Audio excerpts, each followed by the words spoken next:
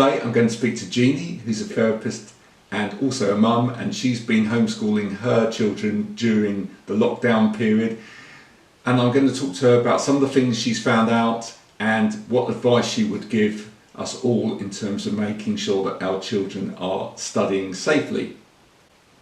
Importantly as well, she's also a bit of an entrepreneur and an inventor, and she's been working on some new products that can help children to stay safe.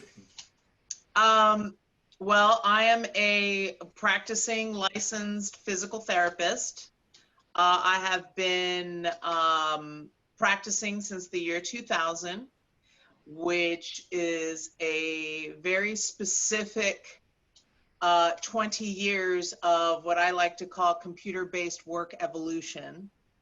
You know, what we were looking at on our desks and for how long has changed drastically over the last 20 years.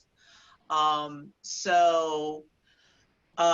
have seen how that affects human beings in the front lines of treating musculoskeletal disorders, you know, of the sorts that ergonomic furnishings are designed to prevent.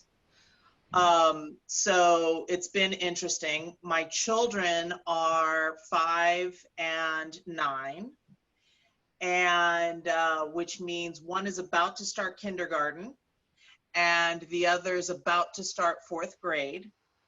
And so as, you know, somebody who sees ergonomics as occupational hygiene to prevent spine and joint decay, you know, I teach them, just like we brush and floss to prevent tooth decay, we sit like this and we move like this to prevent, spine and joint decay during computer use or monitor use.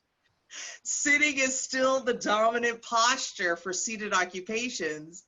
And so they have to learn how to sit at some point, because avoiding it is not a realistic solution for children now just learning ergonomic habits during homeschooling especially. And this idea of them laptoping from bed, laptoping on a couch, laptoping like a sloth in some chair somewhere is certainly not going on in my house, because the body remembers those things.